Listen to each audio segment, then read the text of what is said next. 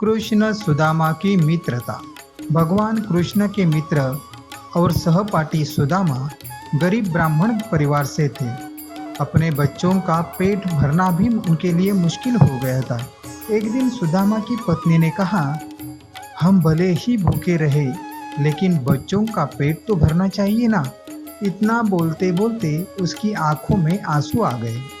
ऐसा देखकर सुदामा बहुत दुखी हुए। पत्नी से उसका उपाय पूछा। पत्नी ने सुदामा से कहा, आप कई बार कहते हो कृष्ण के साथ आपकी बहुत मित्रता है। वे तो द्वारका के राजा भी है। आप उनसे मिलने के लिए जाना चाहिए। तो आपकी हालत देखकर बिना मांगे ही कुछ ना कुछ मदद कर देंगे। बड़ी मुश्किल से सुदामा कृष्ण के साथ मिलने के लिए तैयार हुआ। तब सुदामा उसके पत्नी को बोले कि दोस्त के साथ मिलने जा रहा हूँ, खाली हाथ नहीं जा सकता। तो सुदामा के पत्नी ने आस पड़ोस से 4 मुट्ठी चावल मांगकर लाई और सुदामा को बांध के दे दिया। सुदामा जब द्वारका पहुँचे तो वहाँ सोने की नगरी देखकर हैरान रह गए। भगवान कृष्ण नंगे पांव ही सुदामा को लेने के लिए दौड़ पड़े। कृष्ण ने सुदामा से पूछा कि भाभी ने उनके लिए क्या भेजा है।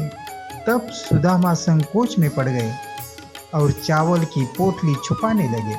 ऐसा देखकर कृष्ण ने उनसे चावल की पोटली ली।